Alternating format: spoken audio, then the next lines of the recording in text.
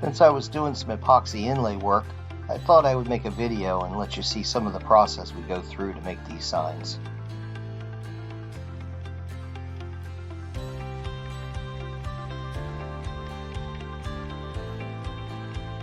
During this process, each color is milled out separately. Then the epoxy is colored, mixed, and poured into the cavity. Then you have to wait 24 hours for the epoxy to cure before going on to the next part. This is because a lot of times your milling goes directly through some of the other epoxy pores. Once the milling is completed, the area is cleaned and deburred of any loose particles within the milling. And the epoxy can be mixed and poured. Once all the colors are poured and cured, the sign just looks a mess.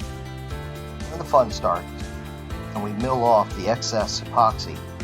This is the first time that even I see the actual piece of work when it's done. Sit back and watch.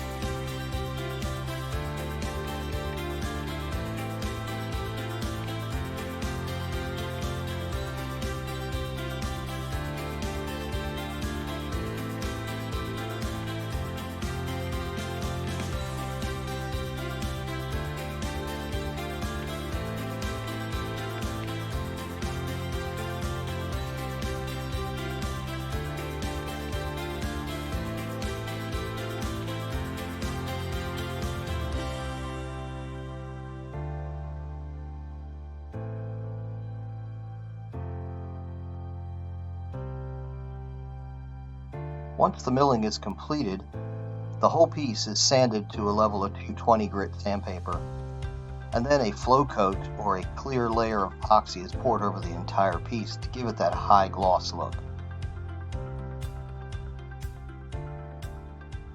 Thanks for watching.